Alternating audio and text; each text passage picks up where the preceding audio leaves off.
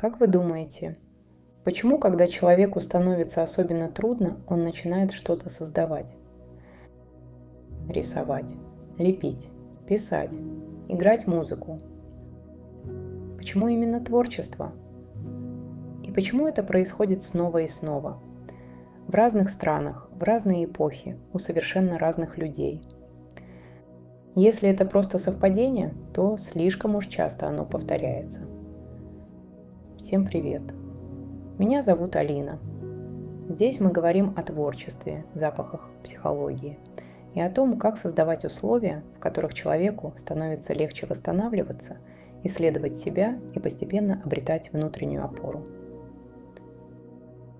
Несколько лет назад я начала задумываться, почему творчество так часто становится опорой для человека в трудные периоды, и что именно происходит, когда оно соприкасается с психологией, отношениями, телесными ощущениями и запахом. К этому моменту я уже много лет работала психологом. Отдельно исследовала влияние запахов на человека, а творчество вошло в мою жизнь тогда, когда мне самой нужно было пройти через очень непростой период. Позже эти три направления – психология, запахи и творчество – постепенно начали встречаться в моей практике. И я стала замечать, что вместе они открывают гораздо больше возможностей, чем каждая из них по отдельности. Тогда мне захотелось глубже изучить арт-терапию. Не потому, что я искала новую технику. Мне хотелось понять, что за десятилетия существования этой профессии уже открыли другие специалисты. Какие идеи выдержали проверку временем? Чему я могу научиться? И как этот опыт можно соединить с тем путем, который я уже прошла в психологии и исследовании запахов. Но чем глубже я погружалась в историю арт-терапии, тем сильнее меня удивляло одно обстоятельство. Оказалось, что эта история совсем не про рисунок и даже не про искусство. Это история о том, как человечество постепенно меняло свое представление о человеке. Именно об этом мы и поговорим сегодня. Человек всегда пытался вынести страдания наружу. Но начнем задолго до того, как появилось само слово арт-терапия. Задолго до кабинетов психологов, профессиональных ассоциаций и исследований. Представьте, вы приходите в древнее святилище Асклепия, бога врачевания. Люди приходили туда с болью, болезнью, надеждой на помощь и оставляли после себя вотивы, дары, обращенные к божеству. Иногда это были изображения той части тела, которая болела или, как верили, была исцелена. Нога, рука, глаз, ухо. Конечно, это не было арт-терапией. Люди не приходили туда, чтобы проработать эмоции или исследовать образ вместе с терапевтом. У этих предметов был религиозный смысл. Они могли выражать просьбу о помощи или благодарность за выздоровление. Но меня, как психолога, здесь останавливает сам жест.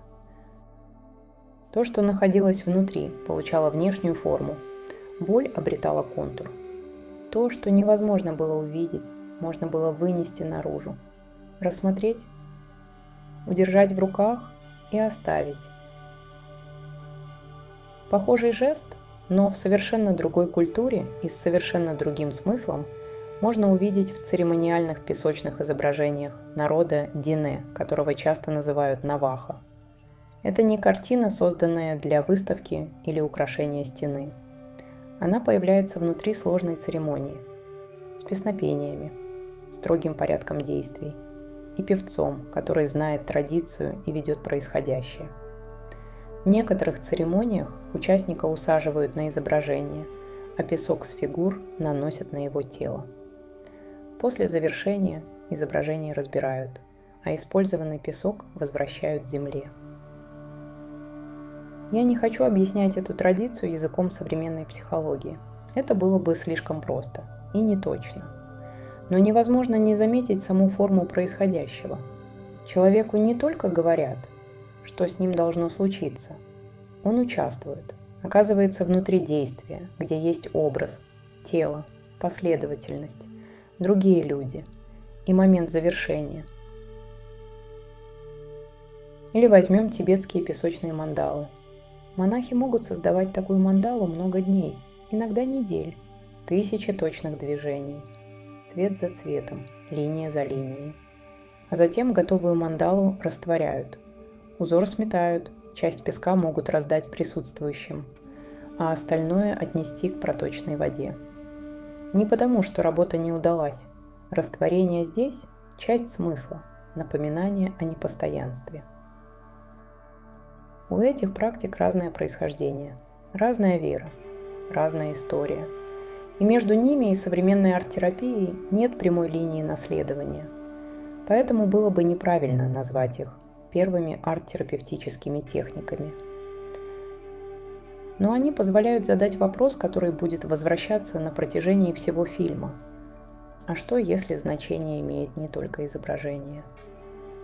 Что, если помогает все пространство, в котором оно появляется?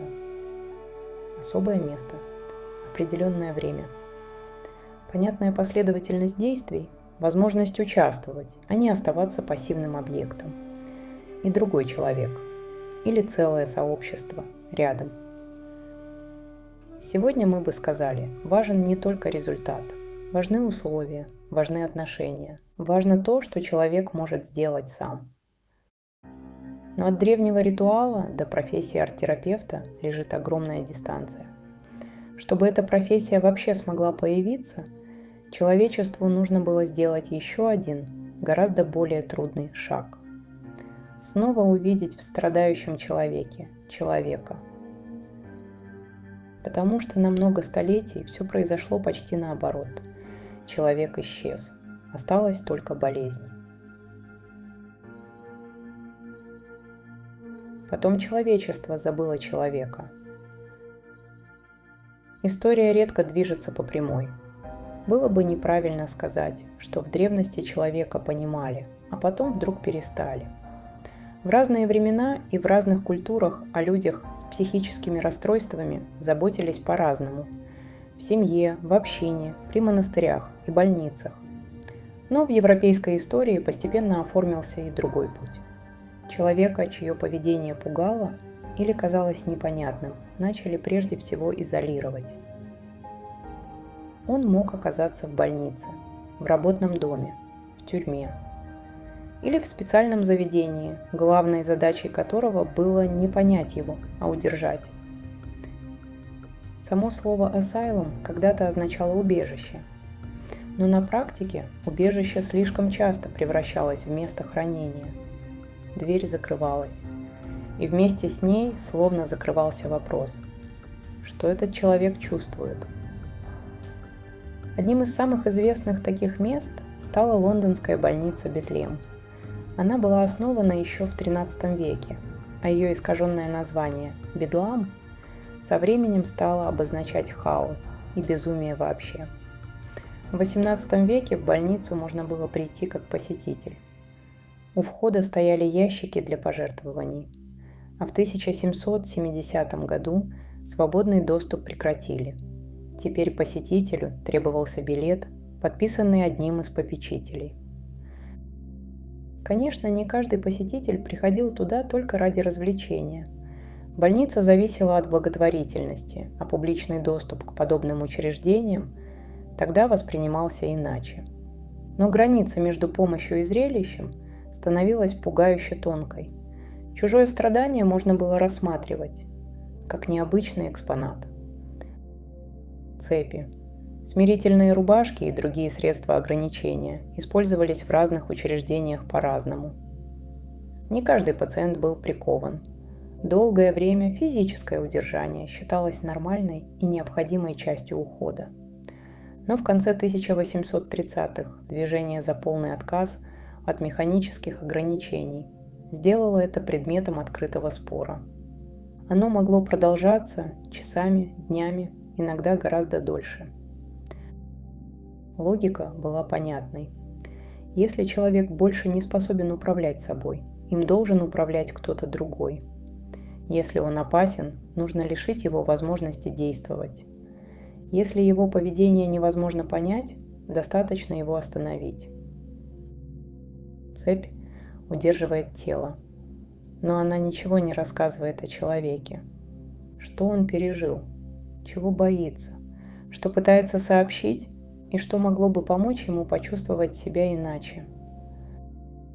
Постепенно диагноз или репутация безумного начинали заслонять все остальное. Имя, прошлое, характер. Способность выбирать. Человек исчезал. Оставалась только болезнь, которую нужно было контролировать. Но в конце XVIII века произошла история, которая изменила направление этого движения. Она началась не с великого врача и не с новой теории. Она началась со смерти женщины, которой не пустили друзей. Ее звали Ханна Милс. Она была вдовой, принадлежала к квакерской общине и в марте 1790 года попала в Йоркскую лечебницу с тем, что тогда называли меланхолией. Друзья из общины пытались ее навестить. Им отказали. Позже в истории приюта запишут объяснение. Пациентка была не в том состоянии, чтобы ее видели посторонние. Через 6 недель Ханна умерла. Мы не знаем всех обстоятельств ее последних недель. И было бы неправильно придумывать то, чего не сохранили документы. Но квакерскую общину потрясло другое. Они не смогли даже увидеть, что происходило с человеком за закрытой дверью. Тогда йоркский торговец чаем Уильям Тьюк и другие члены общины решили создать другое место. Не идеальное, не похожее на современную клинику, но основанное на другой исходной мысли. Даже если человек потерял привычный контакт с реальностью, он не перестал быть человеком. В 1796 году за городом открылся Йоркский ретрит. Он был рассчитан примерно на 30 человек, но начинался как совсем небольшое учреждение. Само название должно было звучать не как приговор, а как обещание. Тихое место, убежище, куда можно удалиться и восстановиться. Здесь старались обходиться без цепей и физических наказаний. Люди носили обычную одежду, гуляли в саду, ухаживали за животными, пили чай за общим столом, разговаривали, выполняли посильную работу. Не стоит идеализировать ретрит. Там были правила, постоянное наблюдение и представление о правильном поведении, которые сегодня могут показаться жесткими. Иногда применялись и ограничения, хотя значительно реже. Но изменился сам вопрос. Не только как остановить человека, а какие условия помогут ему снова обрести опору и самоконтроль. В этой новой модели среда переставала быть просто фоном. Свет, воздух, сад, повседневные занятия, обращение по-человечески. Все это само становилось частью помощи. И здесь история почти незаметно приближается к арт-терапии. Потому что когда у человека снова появилось пространство, когда руки перестали быть только тем, что нужно удерживать, люди начали что-то делать. И, среди прочего, рисовать. Стоило изменить условия, и творчество стало видимым. В конце прошлой части я сказала, люди начали рисовать. Это сильный образ. Но здесь нужна важная поправка. Люди не начали творить только потому, что кто-то открыл двери лечебницы или снял с них цепи. Они рисовали и в изоляции, создавали образы без разрешения, без поддержки, иногда на любых материалах, которые удавалось найти. Изменилось другое. Кто-то начал это замечать, не уничтожать как бессмысленную вещь, не отнимать как нарушение порядка, а оставлять человеку время, материалы и пространство для того, что он уже пытался делать. Перенесемся в Шотландию, в город Дамфрис. В 1838 году первым врачом-суперинтендантом новой Крайтонской лечебницы стал Уильям Александр Фрэнсис Браун. Первых пациентов учреждение приняло в 1839. За год до назначения Браун прочитал цикл лекций с почти программным названием «Какими лечебницы были, каковы они есть и какими должны быть». Для него такое учреждение не должно было быть складом людей, которых общество не знает, куда деть. Оно должно было стать местом, где человеку возвращают упорядоченную повседневность. В Крайтоне появились библиотека, мастерские, сад, концерты, театр, занятия спортом и музей. Пациенты могли писать, играть музыку, участвовать в постановках. А те, кому это было интересно, рисовать и писать красками. Это еще не была арт-терапия в современном смысле.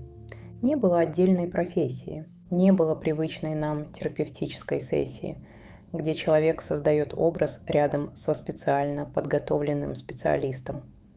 Но возникло то, без чего такая профессия позже не смогла бы появиться. Человеку дали возможность не только быть объектом наблюдения, он мог что-то создать и оставить после себя не только запись в истории болезни. В декабре 1844 года в Крайтоне вышел первый номер журнала «The New Moon» – «Новая луна». Тексты писали и редактировали сами пациенты. Сначала выпуски печатала городская типография, а с 1846 года журнал печатали уже на собственном станке больницы. Первый выпуск создали 5 из них. Внутри были эссе, стихи, рассказы, новости и размышления о жизни учреждения. То есть у пациентов появилось не только занятие, у них появилась аудитория. Но доступ к этим возможностям был далеко не равным. Крайтон оставался прежде всего лечебницей для тех, кто мог платить. А условия, занятия и степень свободы во многом зависели от положения пациента. Здесь по-прежнему существовали правила, наблюдения и власть врача. Но в архиве Крайтона сохранилось то, что для истории арт-терапии особенно важно. 134 рисунка, картины и наброска пациентов. Они были созданы между 1843 и 1867 годами и собраны Брауном. Сегодня исследователи связывают эти работы примерно с 20 с лишним авторами. Десятки изображений остаются анонимными. Перед нами уже не случайное упоминание о том, что кто-то в лечебнице рисовал. Это целая коллекция. Следы множества людей, чьи образы кто-то счел достойными сохранения. Но вместе с этим открывался новый и очень непростой вопрос. Кому принадлежит смысл рисунка? В этой коллекции есть работы Уильяма Блэклока, и его история разрушает удобный миф о том, будто творчество появилось только благодаря лечебнице. До госпитализации Блэклок уже был известным английским художником-пейзажистом из Камберленда. Он участвовал в выставках, создавал иллюстрации и гравюры. К середине 1850-х он оказался в Крайтоне и продолжил работать. Для Брауна его рисунки становились примером того, что творчество может поддерживать человека. Другой врач, Томас Лейкок, смотрел на те же работы иначе, как на возможный признак ухудшения состояния. И в обоих профессиональных описаниях имя художника и его прежняя биография почти исчезли. Один человек, одни и те же рисунки, 2 медицинских объяснения, и почти не слышно самого автора.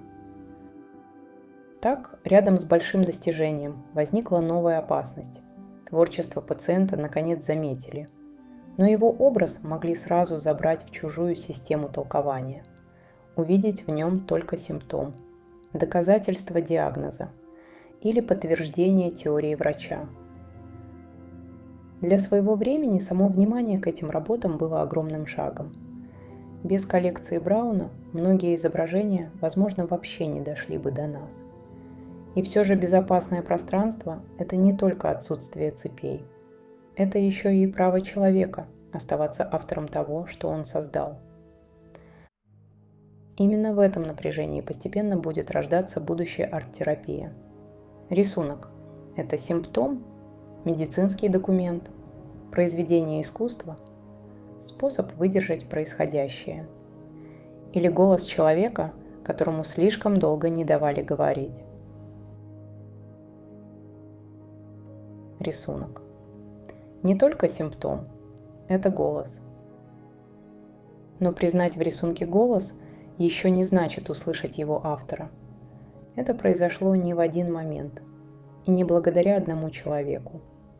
История арт-терапии складывалась из нескольких линий, которые долго шли рядом и лишь потом встретились.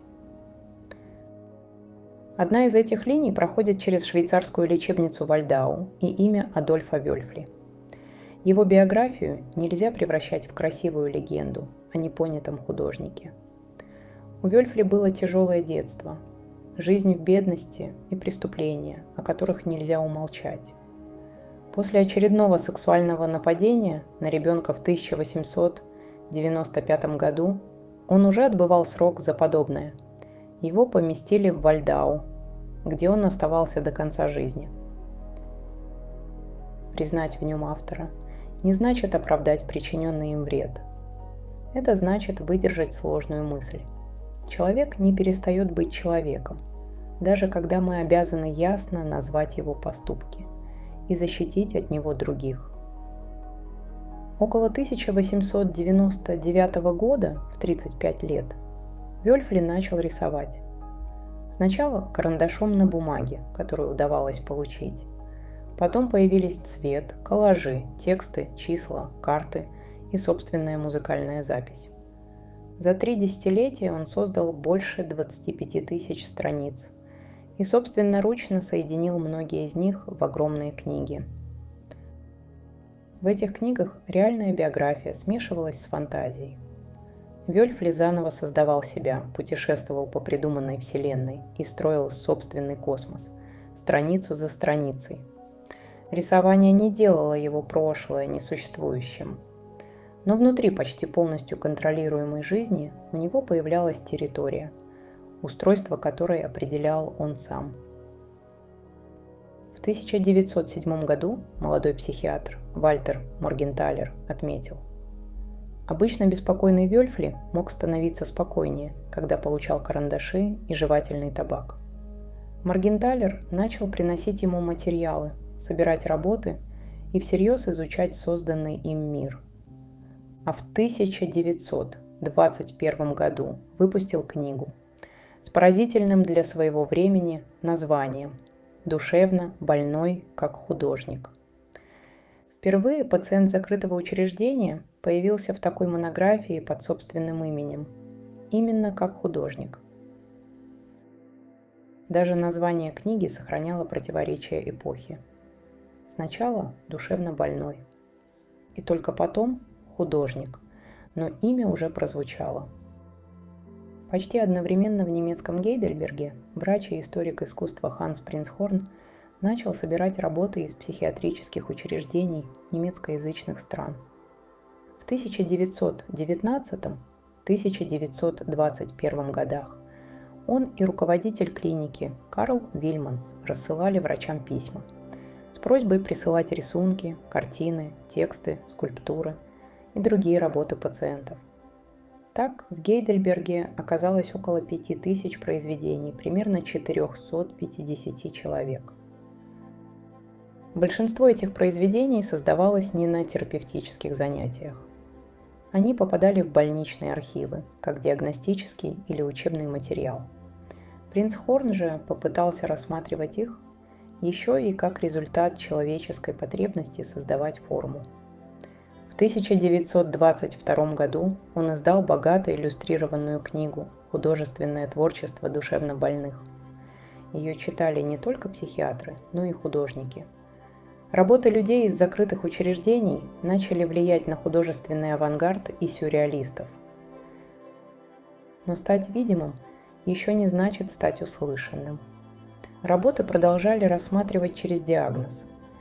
Их авторов нередко заменяли словом «случай», а само собрание называли музеем психопатологического искусства.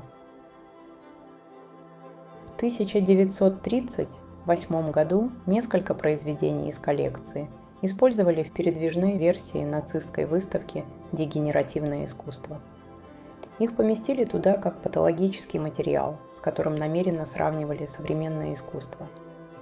Один и тот же рисунок мог стать свидетельством творческой силы или оружием стигматизации. Рисунок не объясняет себя сам. Очень многое зависит от того, кто смотрит, какой вопрос он задает и какой властью обладает над автором. В те же десятилетия Карл Густав Юнг подошел к образу с другой стороны.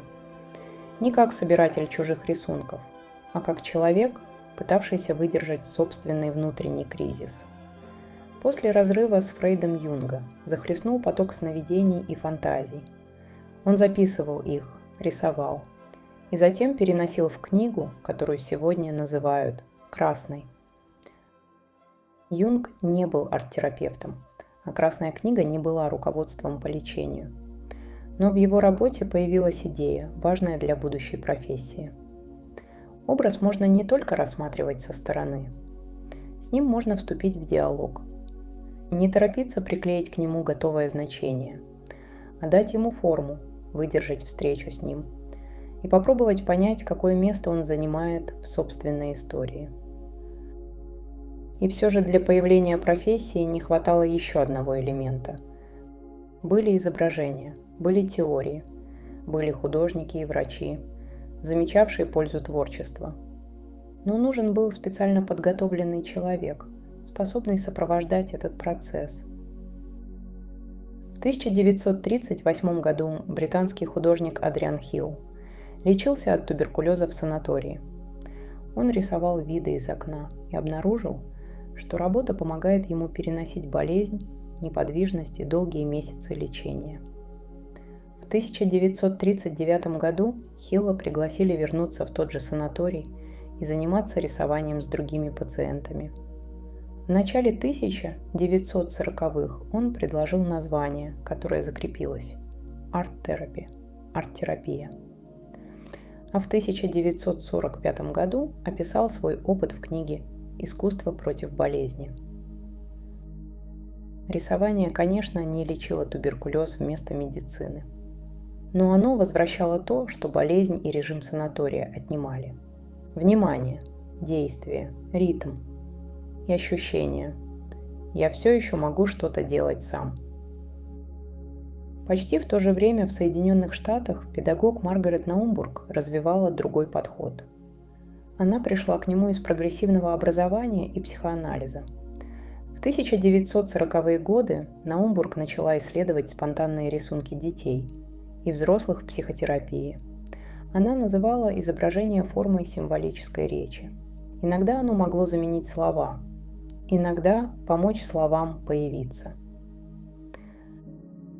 Рисунок становился не концом расшифровки, а началом разговора. Не объяснять человеку, что означает его образ, а помогать ему находить собственные смыслы. Еще одна американская пионерка, художница Эдит Крамер, делала акцент немного иначе. В 1950-е годы она работала с детьми в школе Уилтвик в Нью-Йорке. Крамер считала, что помогает не только разговор о готовом рисунке. Терапевтическим может быть сам процесс создания, но Крамер ценила и готовую работу как видимую форму того, что человеку удалось преобразовать и создать. Когда хаотичный импульс превращается в линию, когда материал сопротивляется, а человек ищет способ с ним справиться, когда из фрагментов постепенно возникает целое. Наумбург двигалась от психотерапии к изображению. Крамер – от художественного процесса к его терапевтическим возможностям. Хилл – от собственного опыта пациента и художника. Современная арт-терапия родилась не из одной правильной теории, а в пространстве между этими подходами. В 1964 году 32 художника и преподавателя создали Британскую ассоциацию арт-терапевтов. В 1969 году появилась Американская арт-терапевтическая ассоциация. Возникали программы обучения, профессиональные журналы, этические правила и требования к подготовке специалистов. И здесь проходит важная граница. Арт-терапия начинается не тогда, когда на столе появились краски, и не тогда, когда человеку предложили раскрасить картинку или нарисовать дерево. Она начинается там, где соединяются творчество, психологическое понимание и ответственное терапевтическое отношение. У рисунка появился автор. Теперь рядом должен был появиться другой человек. Тот, кто способен сопровождать и не отнимать у автора право на собственный смысл. Что делает творческое пространство терапевтическим? Можно поставить на стол краски, зажечь мягкий свет, включить спокойную музыку и назвать комнату безопасным пространством. Но безопасной она от этого не становится. Безопасность – это не декор. И даже не обещание, что человеку никогда не станет трудно. Творчество может поднять сильные чувства, неожиданные воспоминания и образы, к которым человек не был готов. Поэтому безопасность – не отсутствие переживаний. Это возможность встретиться с ними без принуждения и не остаться с ними одному. В прошлой части рядом с рисунком наконец появился специально подготовленный человек. Но что именно он создает? Почему один и тот же лист бумаги в одном месте становится способом исследовать себя, а в другом еще одним экзаменом, который страшно провалить? Первое условие – предсказуемые границы. Человек знает, где и когда проходит встреча, сколько она длится. Что можно делать с материалами? Что произойдет с работой после сессии? Кто сможет ее увидеть? И в каких редких ситуациях специалист не сможет сохранить происходящее в полной тайне. Например, если возникает серьезная угроза безопасности. Эта рамка может показаться ограничением, но именно благодаря ей свобода становится переносимой. Слишком много структуры превращается в контроль. Слишком мало может ощущаться как оставленность. Терапевтическое пространство ищет живой баланс между ними. Надежная граница и свобода двигаться внутри нее. И здесь невозможно не вспомнить Дональда Винникотта, британского педиатра и психоаналитика. Он не был арт-терапевтом, но много писал о среде, которая делает возможными развитие, игру и творчество. Винникотт называл ее «facilitating environment» – средой, которая не заставляет человека развиваться, а создает условия, в которых развитие может происходить. Он говорил и о потенциальном пространстве, области между внутренним миром, человека и внешней реальностью. Именно там возникает игра. Возможность пробовать, создавать, встречаться с чем-то своим и одновременно с тем, что существует вовне. Если перенести эту мысль в арт-терапию, становится особенно ясно. Краски, бумага и глина сами по себе еще не создают такого пространства. Оно возникает между человеком, материалом и другим человеком, когда границы достаточно надежны, а отношения позволяют не только выполнять задания, но и свободно исследовать, играть и создавать. Поэтому среда в арт-терапии не фон. Она становится частью того, что делает творческий процесс возможным. Второе условие – внимание к материалу и к телу. Потому что материал никогда не бывает нейтральным. Карандаш требует одного движения. Уголь оставляет пыль на пальцах и легко размазывается. Глина холодная, тяжелая и сопротивляется ладоням. Жидкая краска растекается и не всегда подчиняется замыслу. Коллаж позволяет резать, выбирать, соединять и перестраивать. Для одного человека текучая краска – это свобода. Для другого – потеря контроля. Для одного прикосновение к глине успокаивает. Для другого ее влажность невыносима. У материала нет универсального психологического значения. Есть встреча конкретного материала с конкретным человеком. И здесь важен запах. Запах бумаги, восковых мелков, клея или краски может остаться почти незаметным, а может мгновенно вернуть человека в другое время и место. Исследования обонятельной памяти показывают, вызванные запахом автобиографические воспоминания часто переживаются особенно эмоционально, с ощущением возвращения в другое время. Поэтому запах, который одному кажется уютным, другому может напомнить о больнице, школе, ремонте или событии, о котором он не собирался вспоминать. Но запах можно не только учитывать как возможный раздражитель. Его можно включить в работу как полноценного участника процесса. Я бы начинала знакомство с запахом не с эфирных масел, а с гидролатов, ароматических вод, которые получают при дистилляции растений. В них обычно гораздо меньше летучих ароматических веществ, чем в эфирных маслах. Поэтому интенсивность легче сделать очень мягкой, но почти неуловимой, не значит незначимой. Обонятельные сигналы тесно связаны с системами мозга, которые участвуют в эмоциях и памяти. Поэтому даже слабый запах может стать значимым для творческого процесса. Но заранее предсказать направление и силу этой реакции нельзя. Именно поэтому запах не стоит назначать за человека. Его лучше вводить вместе с ним. Сначала спросить, хочет ли он вообще использовать запах. Уточнить чувствительность, аллергию, переносимость запахов и личные ассоциации.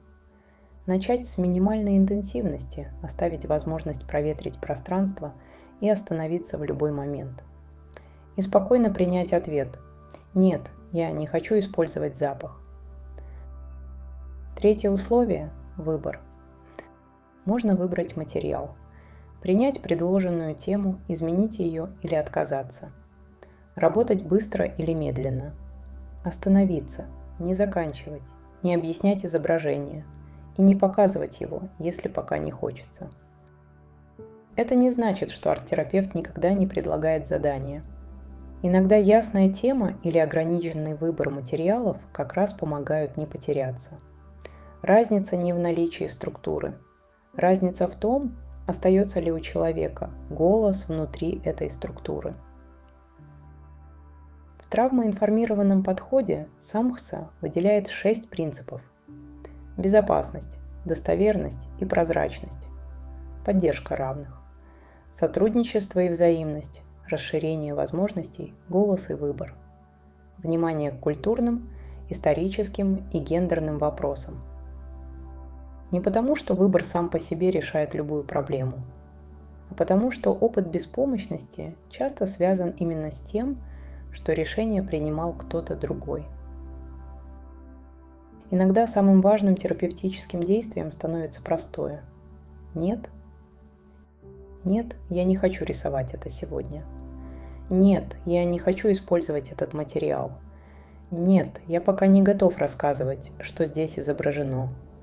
И пространство выдерживает этот отказ, не превращая его в наказание или диагноз. Четвертое условие – отношения. Арт-терапевт – не экзаменатор, оценивающий талант, не учитель, исправляющий пропорции, и не оракул, который по одному цвету узнает всю правду о человеке. Он может замечать, задавать вопросы, предлагать гипотезы, но проверять их вместе с автором, а не выдавать за окончательный приговор. То же относится и к цвету.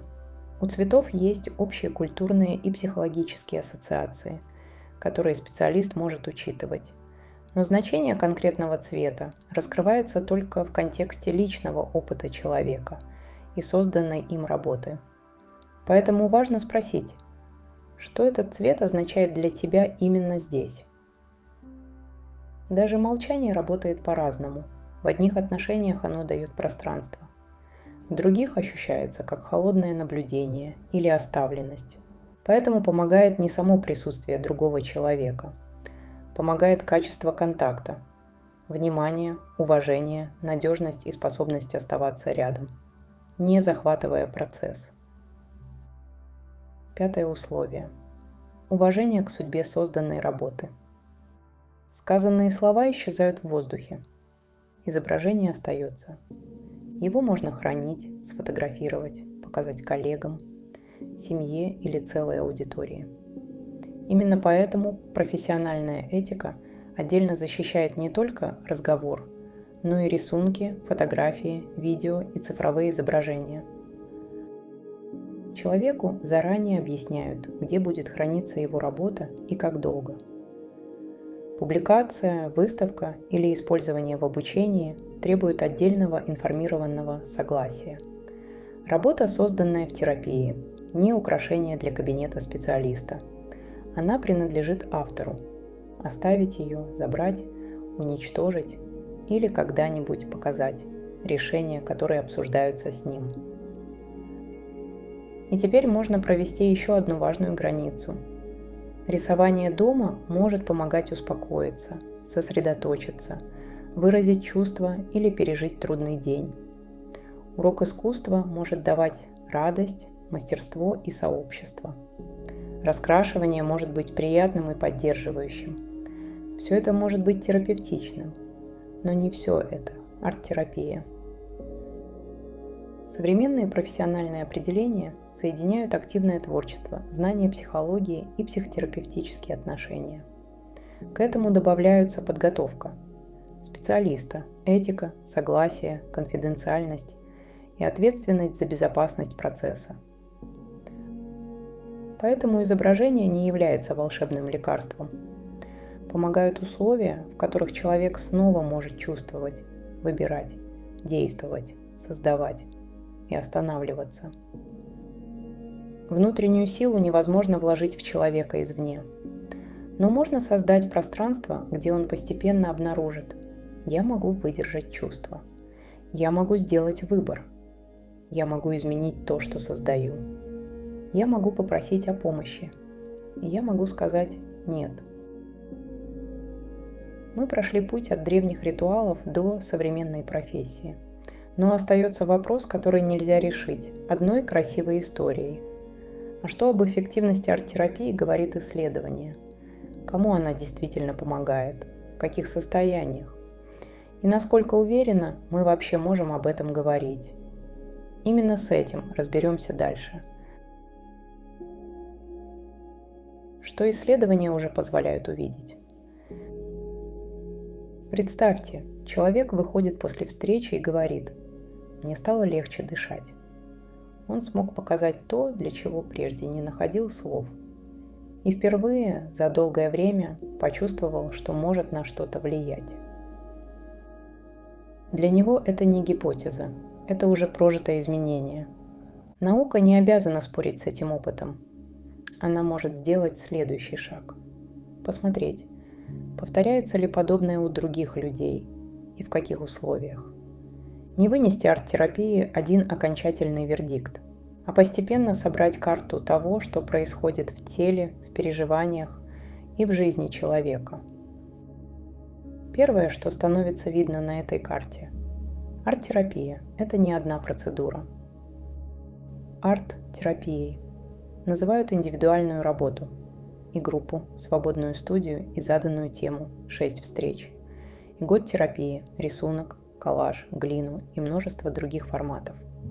Поэтому каждый результат относится не к абстрактной арт-терапии вообще, а к конкретному формату, людям, целям и условиям. В исследовании 2016 года 39 взрослых 45 минут свободно работали с маркерами, глиной или коллажем. До и после занятия у них измеряли уровень кортизола в слюне. После творчества уровень кортизола статистически значимо снизился. По словам авторов, снижение наблюдалось примерно у 3/4 участников. Это важный результат. Даже одна творческая сессия может сопровождаться измеримым физиологическим изменением. У этой работы были свои границы. Контрольной группы не было. Участниками были здоровые взрослые. А уровень кортизола и без того, естественно, меняется в течение дня. Эти границы не обнуляют результат. Они точно показывают его масштаб. Одна сессия, один физиологический показатель и конкретная группа людей. Следующий шаг – проверять, насколько устойчиво это изменение, как оно выглядит в сравнении с другими занятиями и как проявляется у людей с разными состояниями. Другой масштаб. Не разовая реакция тела, а долгосрочная клиническая помощь. В британском исследовании Матисе участвовали 417 человек с длительно протекающей шизофренией. Их случайным образом направляли в групповую арт-терапию, обычную группу совместных занятий или оставляли на стандартном лечении. Через 24 месяца между группами не было значимых различий ни по общему функционированию, ни по выраженности симптомов. Матис описывает результат конкретной модели. Само направление в групповую арт-терапию не дало этой широкой группе людей среднего клинического преимущества. Есть еще одна важная деталь. Посещаемость группы арт-терапии была невысокой. Хотя бы одну встречу посетили 61% участников этой группы, а 10 встреч или больше – только 31%. Это не отменяет основной результат, но уточняет, на какой вопрос отвечает исследование. Что происходит, когда людей направляют в такую группу в условиях обычной помощи? Почему многие участники не пришли или быстро перестали посещать встречи? И кому такой формат мог бы подойти лучше? Исследование окончательно не объясняет. Еще один масштаб появляется, когда исследователи собирают много работ и смотрят на поле целиком. Большой обзор 2024 года включил 69 рандомизированных исследований. В количественный метаанализ вошли 50 исследований и 2766 участников. Объединенный анализ был в пользу арт-терапии, но средний эффект оказался небольшим. Из 217 измеренных результатов 18% были в пользу арт-терапии, а в 81% надежной разницы не обнаружили. Форматы арт-терапии, группы людей и измеряемые изменения в этих работах сильно различались, а их общее качество было невысоким. Такой обзор не закрывает тему.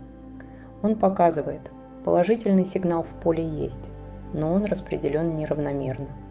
Более узкие обзоры, например, по депрессивным симптомам, находят более заметные положительные результаты. Это подсказывает направление. Исследовать не все сразу, а конкретные состояния, форматы и изменения. И есть еще один важный слой – то, что рассказывают сами участники. Обзорное картирование исследований открытых студий включило 102 публикации. Люди снова и снова называют важными само творчество, поддерживающую среду, свободу выбора, группу и ведущего. Эти данные помогают увидеть не только само изменение, но и то, что в процессе могло сделать его возможным. Они не заменяют клинические испытания, они помогают точнее сформулировать, что именно стоит проверять в следующем исследовании. Разные методы исследования не отменяют друг друга. Они смотрят на один процесс с разных сторон. Физиологические исследования замечают реакцию тела. Клинические испытания показывают средний результат конкретной модели помощи. Метаанализы позволяют увидеть общий узор в большом поле. Интервью и наблюдения дают слова самому опыту и помогают заметить важные условия. Вместе они уже позволяют говорить ответственно. Творческий процесс может сопровождаться измеримыми изменениями и быть полезной частью помощи для некоторых людей. Этот результат зависит от состояния человека, цели работы, формата, отношений и среды. Исследовательская задача теперь все точнее различать, какое изменение создает конкретный формат, для кого и в каких условиях, и бережно это проверять. И здесь исследования возвращают нас к тому, к чему уже привела история профессии. В центре оказывается не отдельный карандаш, материал или задание. В центре сложная встреча человека материала, отношений, среды и времени. И условия, в которых творческий процесс становится доступен именно этому человеку. И теперь я могу вернуться к своему исходному вопросу. Почему соединение психологии, творчества и запаха когда-то открыло для меня пространство, которого не было в каждом направлении по отдельности? Возможно, потому что человек переживает происходящее не по частям. Мы не отделяем чувства от тела, воспоминания от запахов, способность действовать от отношений и среды, в которой находимся. И творчество тоже не существует отдельно от всего этого. История арт-терапии не дала мне универсального рецепта, но она помогла увидеть главное, поддерживает не отдельный инструмент сам по себе, поддерживает условия, в которых человек может чувствовать, выбирать, создавать и постепенно возвращать себе способность влиять на собственную жизнь. Именно в этом направлении мне хочется двигаться дальше, исследовать, как психология, творчество и запах могут встречаться в одном бережном процессе, не как готовая формула, а как пространство для дальнейшей работы, наблюдения и честного разговора.